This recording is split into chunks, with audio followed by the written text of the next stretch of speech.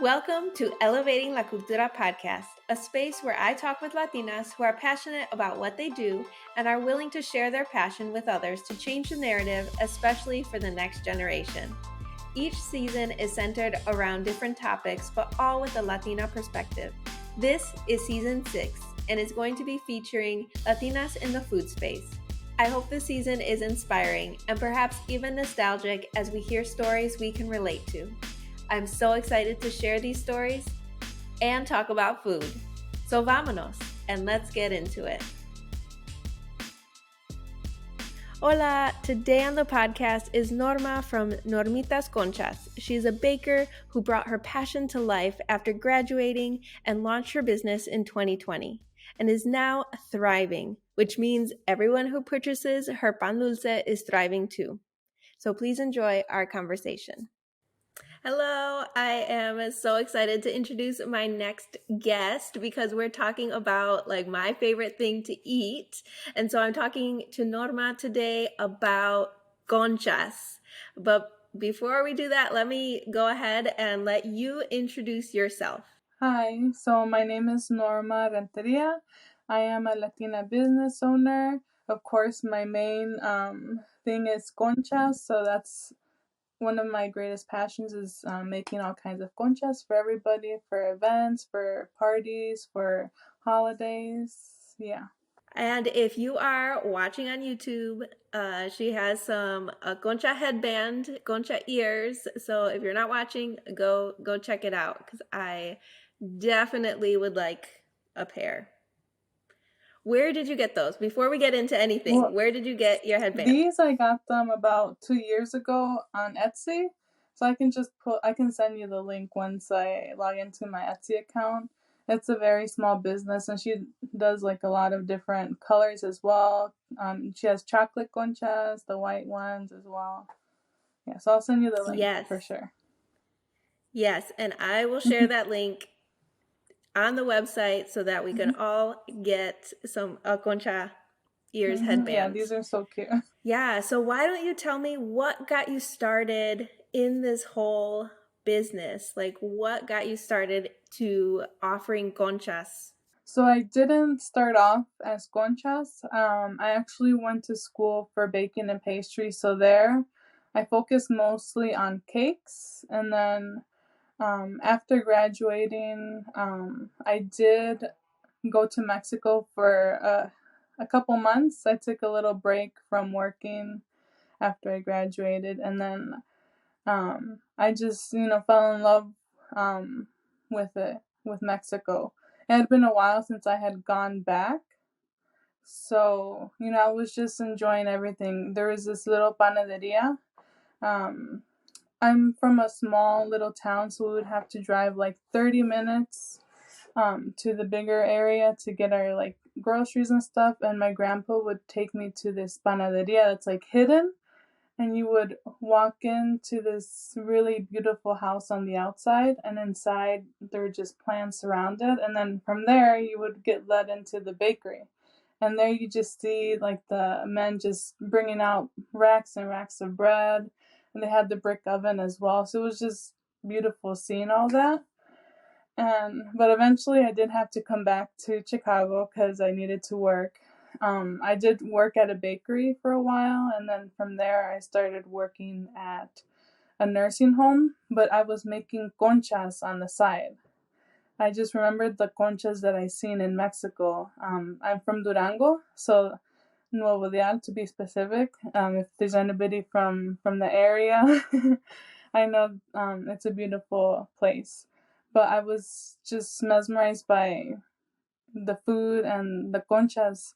So it took me a while to get the recipe down. I kept experimenting until I got the perfect batch. Even the first batch, I've just grown over like the years, like perfecting it, and just working hard to get where the conchas are now compared to like 2 years ago.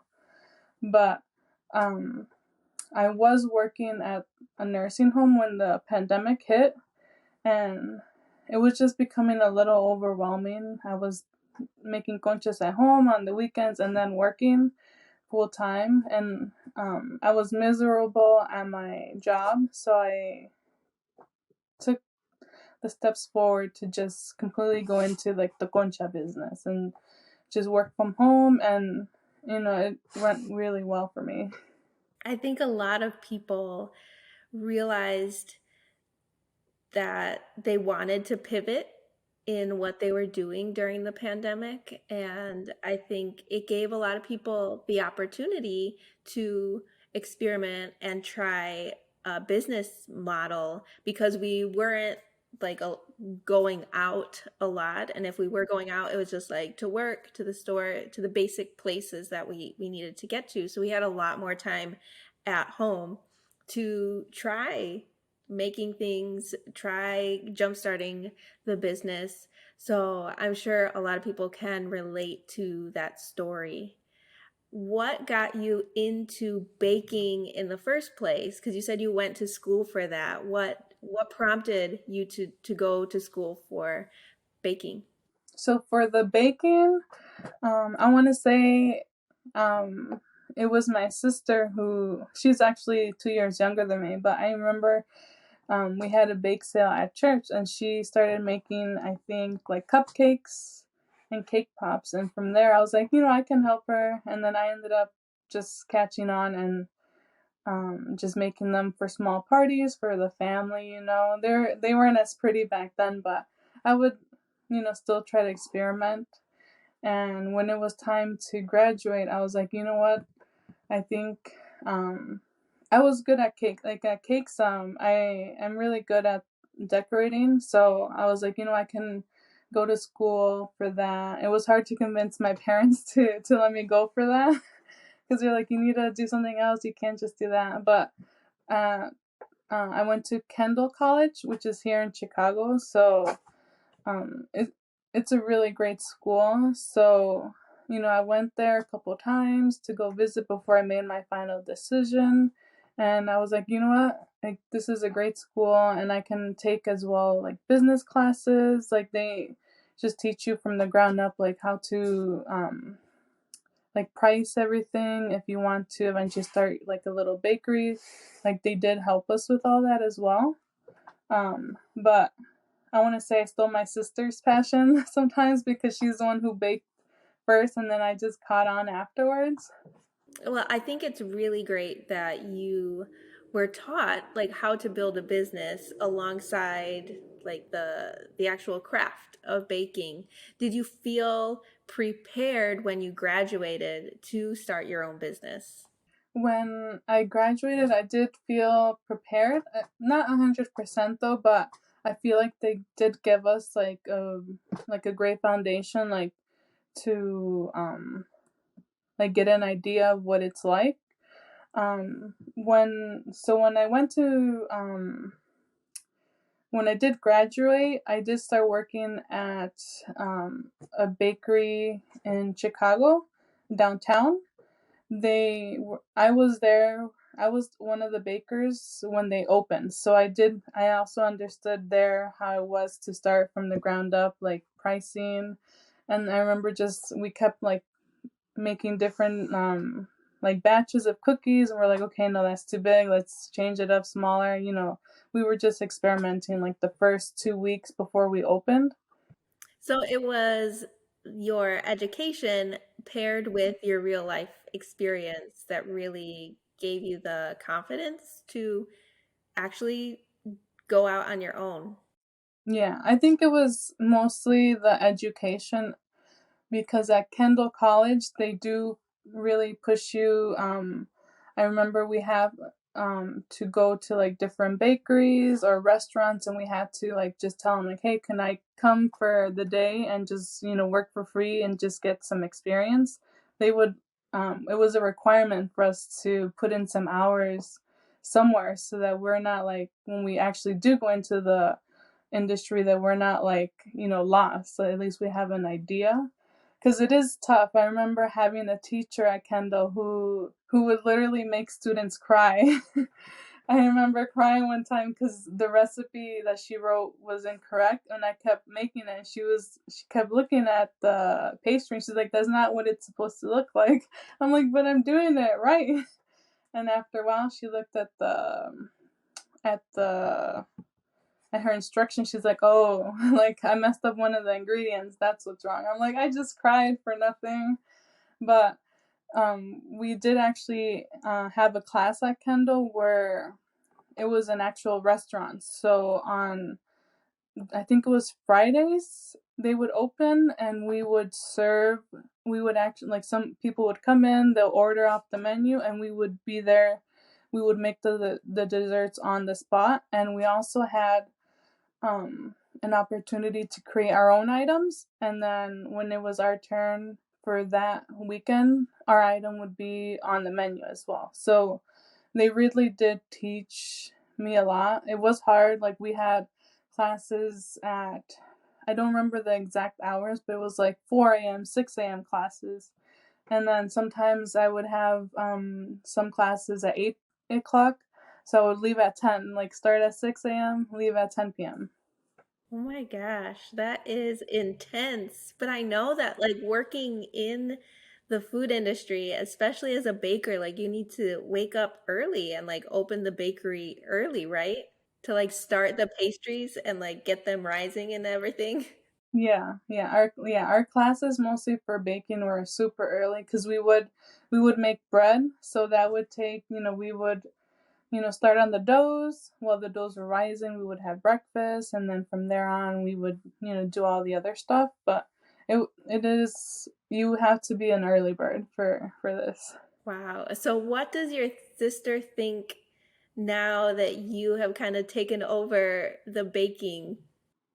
She doesn't say anything. She calls me sometimes. I make like a cheesecake, like a strawberry crunch cheesecake, and she calls me up and she's like, "Oh, can you give me the recipe for it?"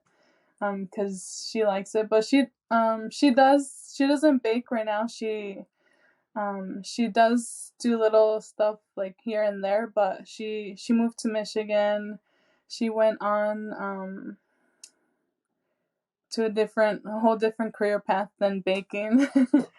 Did you all bake and cook a lot together when you were younger? Yes. When we were younger, my grandma is the one who always cooks, so we were always there, like just watching over her. She would always call me and be like, "Oh, I added a little bit of this, a little bit of that."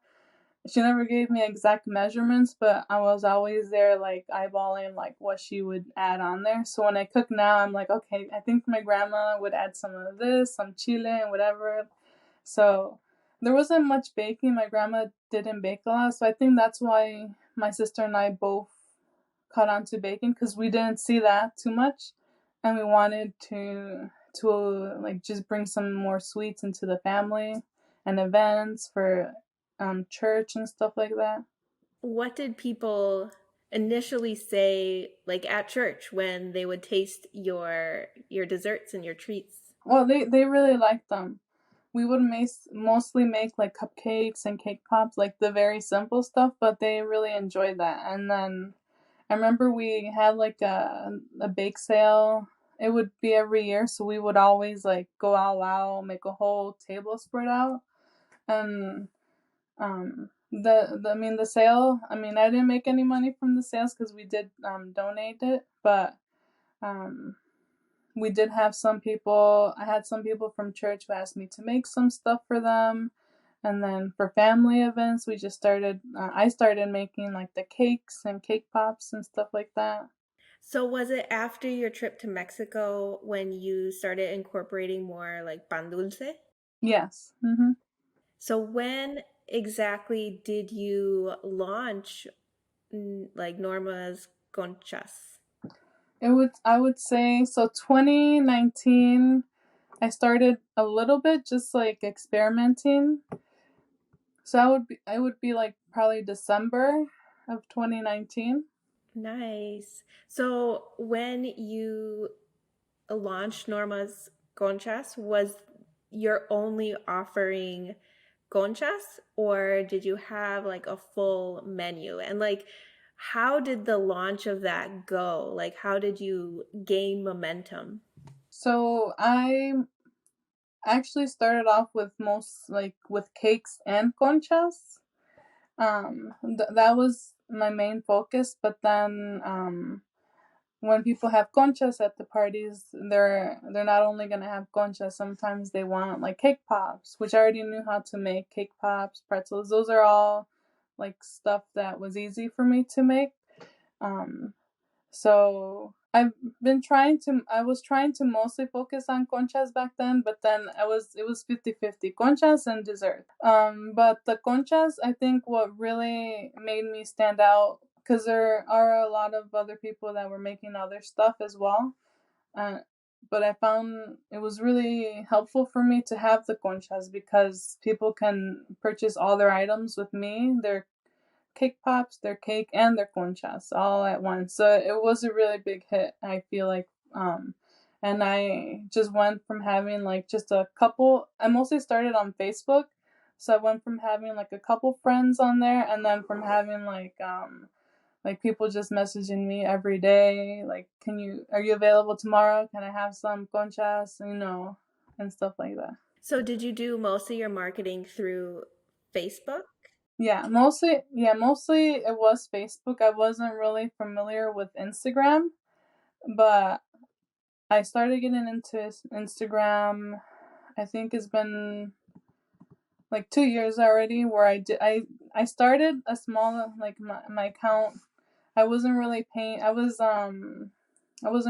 much attention to my Instagram.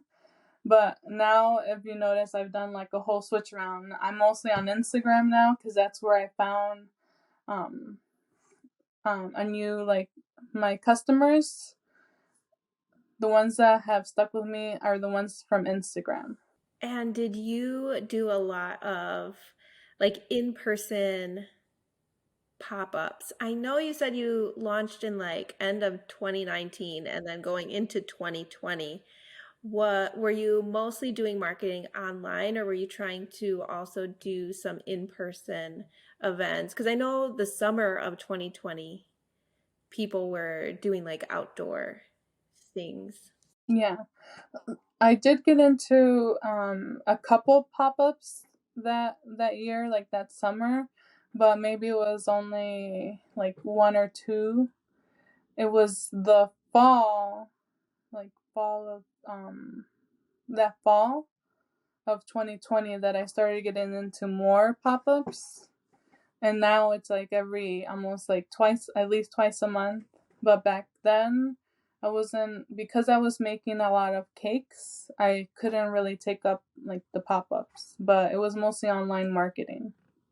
Do you feel like your conchas, well, now that like you've done more pop-ups and have grown your followers, the people who know you, are you doing less cakes now and more like conchas and small desserts, or is it the same? No, right now it's mostly conchas. And I'm not sure if you're familiar with like churro cheesecake. Yeah, Yes. those are my top two items.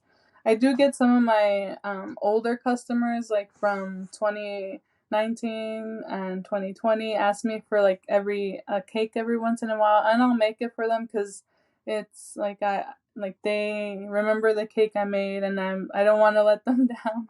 So I'm like, okay, I'll make it for you. But I do try to limit myself now.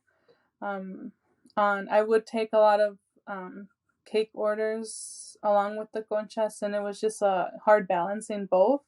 So I have started to turn down some orders for like cakes and cupcakes and like specialty items. Yeah, so your two main items are the churro cheesecake and the conchas. Are there any others that are like big hits or big sellers? Yeah, so at the pop ups, it's gonna be the conchas, churro cheesecake, and I do make an horchata coffee as well. So it's half cold brew and half horchata. Those are the three main items. I can't forget about this one. It's the mazapan polvorones de fresa. So the dough, it has mazapan incorporated in there, and then in the middle I bake it off with a strawberry preserve.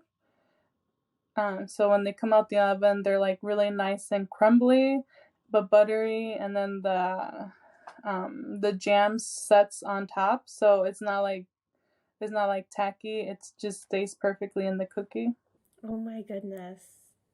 I need to try all of these. Yeah, I need to send you some items. So once we're done, you can send me your address and I can just send you some to try. Because the mazapan polvorones, they've become a really great hit. I think I have some people that order some. Whenever I'm coming to the pop-ups, they're like, "Can you save me 2 bags? Can you save me 3?" And then instead of coming to the pop-ups with like, I had like for example, 8 bags made already, and I'm only coming with like 4 bags to sell because the other 4 are reserved. So that's usually what happens. That's awesome. I am curious, are you able to like ship out your products or not? I've tried shipping out conchas one time, but for me, it wasn't. I don't want to charge like an arm and a leg for shipping because they do need to get there like at least within a day or two. I had somebody order from New York. Well, I asked, she wanted to order. I'm like, you know what? I'm gonna ship them for free, and we'll see how long it takes. They took like 3 to 4 days, like 2 days longer than it was supposed to. I don't know if it was because of COVID. Um, but she said they still arrived good. But I'm like, I don't want to like risk them just being delayed, and instead of you having fresh conchas, you're having them like 4 days later. But I was thinking, if I don't ship the conchas, I can ship the polvorones and puerquitos and like some other, like mostly cookies, pan dulce, like cookies. I'm thinking of doing just that because I know those have a longer shelf life. Like the polvorones, they last 2 weeks after I make them. So that's an idea that I'm thinking of because I did buy like the shipping boxes and some other material, and it's just been sitting there because I kind of steered away from it for a while. But now I did have like a baby recently, so I've just been focusing more with the baby, and then hopefully, once he's older, I can, fully focus on shipping items as well. Yeah, usually when you have a child, it takes up so much time. Um, so I totally understand. I think every time I had one of my kids, well, when I had my kids, I would take like some time off, but I would like set up the business to like handle that time off. And then it was like enough time for me to get settled into having one kid or two kids. And then I'd be able to like little by little start introducing or taking on sessions and stuff Yeah. Mm-hmm. again, which is totally okay. I think sometimes you need someone to tell you, like, it's okay to take some Mm-hmm. time off and to take a break. And because a lot of times, like, as small business owners, we're the only ones running everything. And sometimes people can be Yeah. mean if you're taking time off because you're not at a pop-up or you're not like shipping out or designing or whatever you're doing. But like the reason you have a small business is for that time freedom. And so I always say, like, don't feel guilty for taking some time off, especially if you're having like adding a child to your family. Like, take the time you need. Like, customers will be customers, but your family is what is most important. um so yeah, I know I went on a tangent, but I wanted No, yeah. to say that because I think like we don't talk about the struggles of being a parent and running a small business enough. um I don't know if you want to talk about that part of it. How do you um, manage, or like even saying how do you manage both sounds so strange to me. But how do you incorporate your family life and your business life so that you're at peace with what you're doing? So I want to it has been like a big change just with the baby. I used to have one room that was all my baking equipment and everything, and we had to change things around. So now I went to Sam's Club and I found this huge cabinet and it stores everything instead of having a whole room now because I have to, move things around. But it was hard for me to say no to people because these are my customers. I don't want them to leave, but I I had to start saying no to a lot of requests. And I want, like, now I think Normitas Conchas is mostly like I was full time doing that.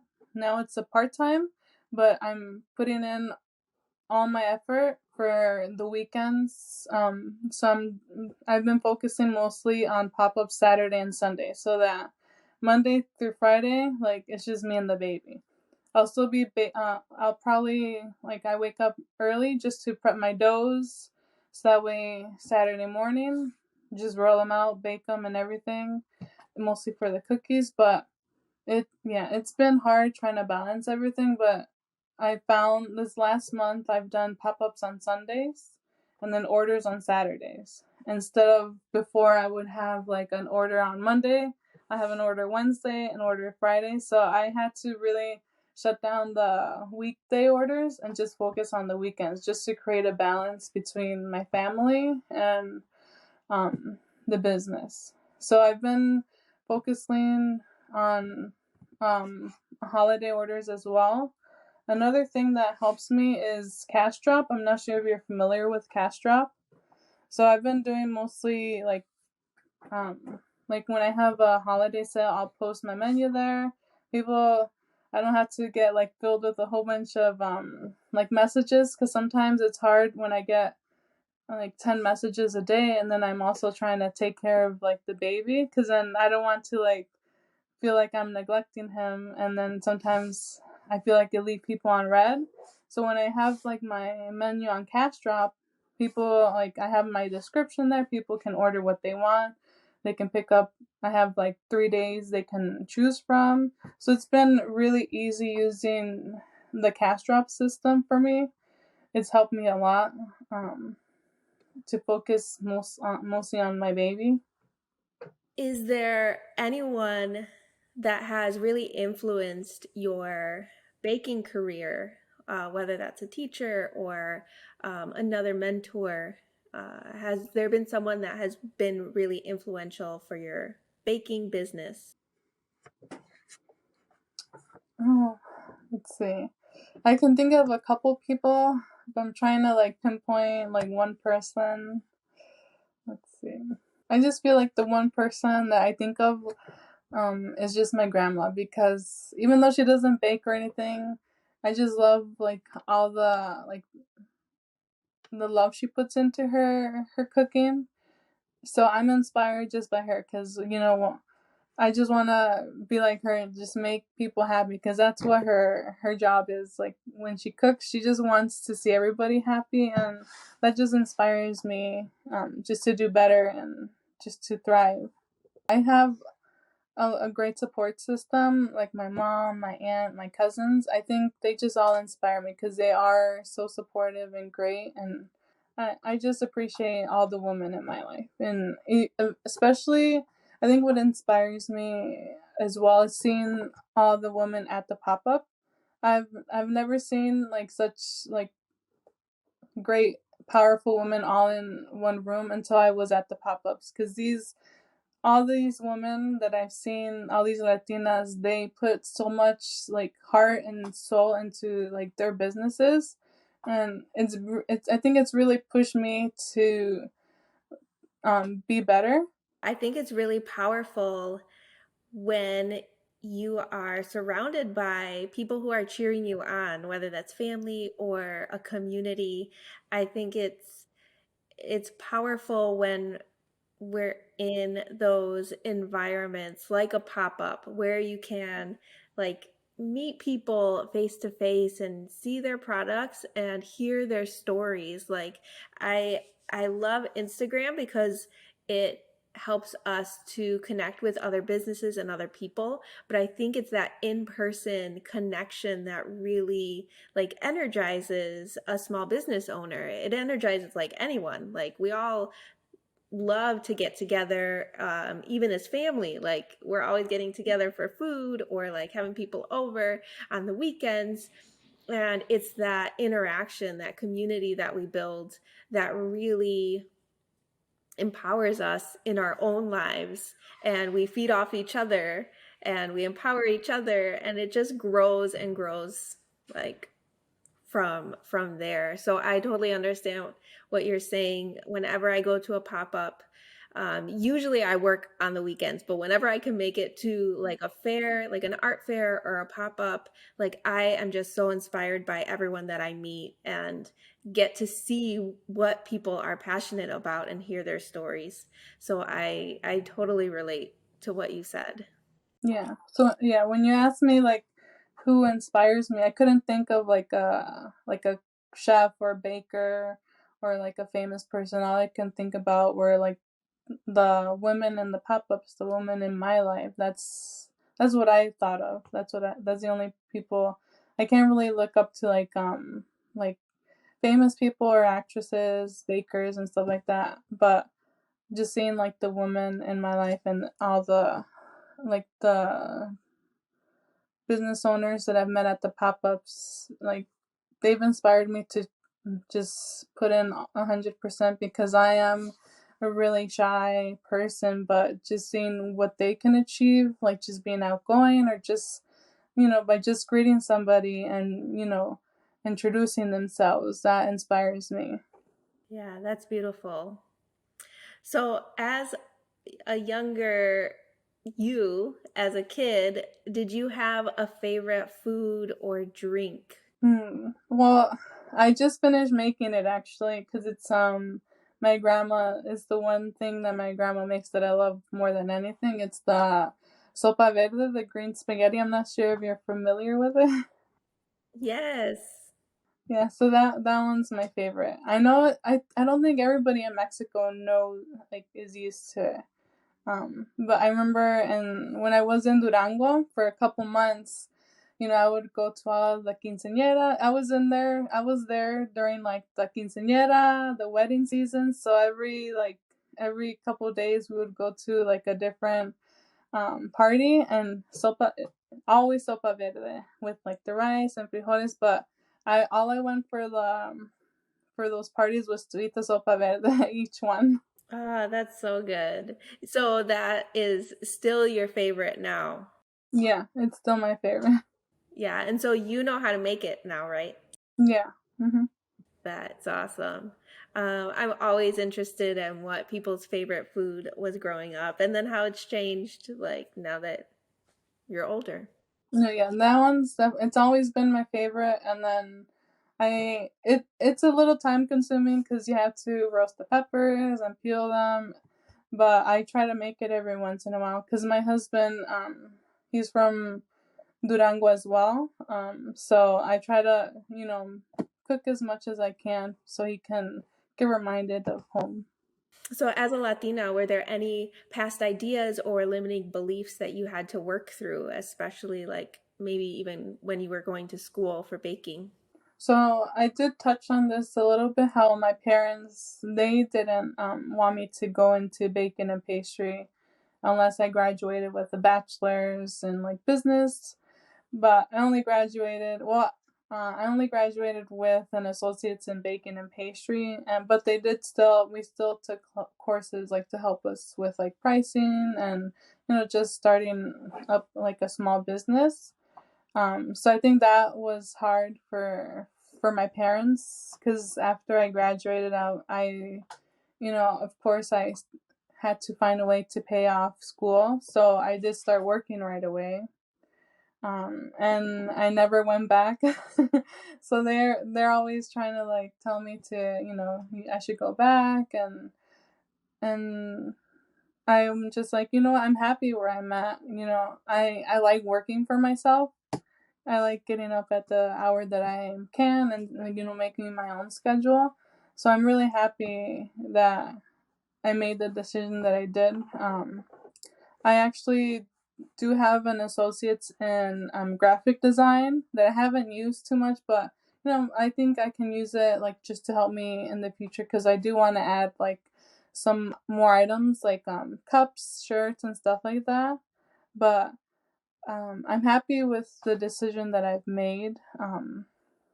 It was hard for like my parents, really wanted me to go for something else, but I was like, no, I'm gonna do this. This is what I like, and I'm happy. I'm really happy where I'm at.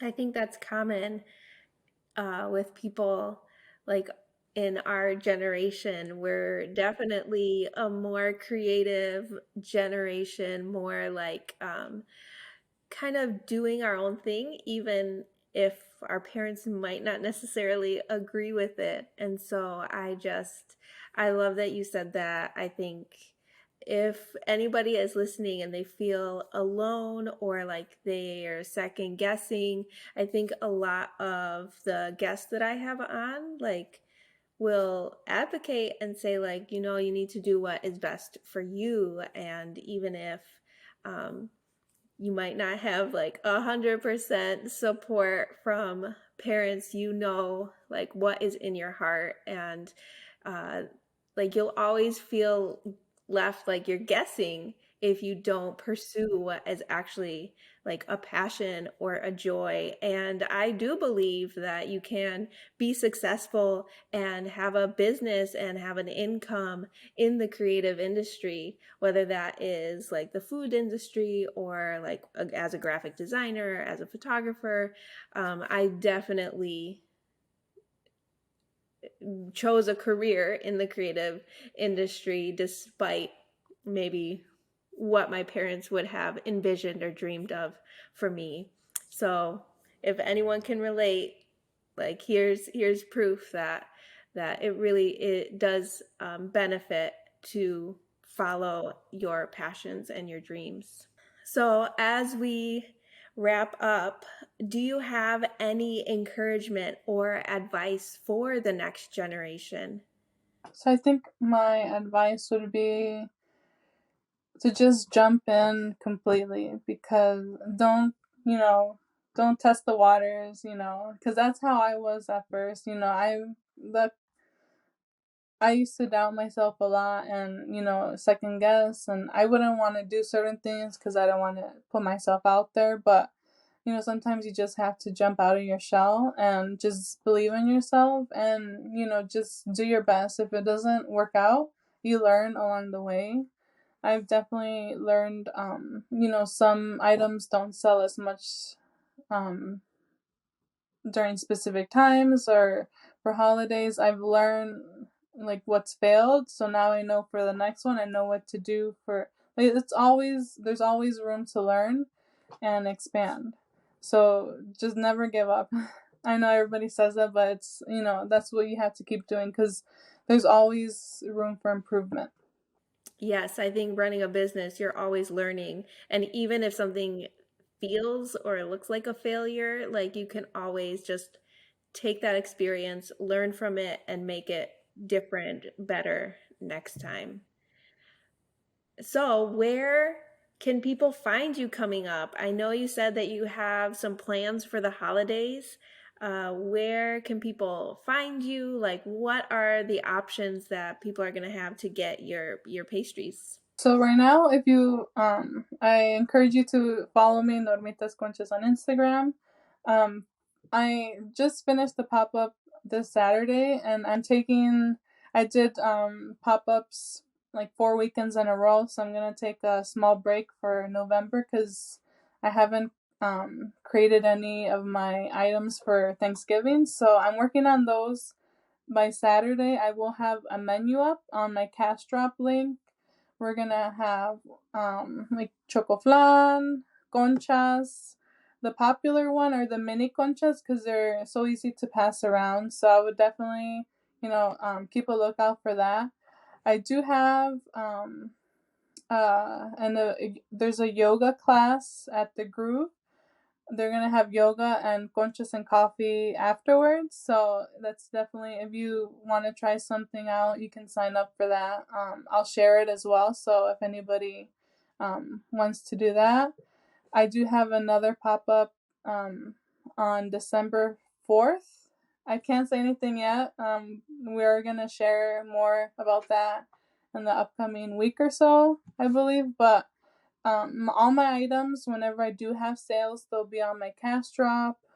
I'll usually announce them a week in advance, and then I always include like coupon codes and stuff like that. So I try to just get my customers like just an easier way to like check out. Awesome. And then do you want to share your Instagram and your CashDrop name? Yeah, so my Instagram is Normitas Conchas, and my CashDrop, it's going to be linked in my Instagram. Okay, awesome. And then they can also find you on Facebook, right? Yes, Facebook is the same, Normitas Conchas. Okay. Oh my goodness. I am ready for some sweets, some pan dulce, some choco flan, all the things.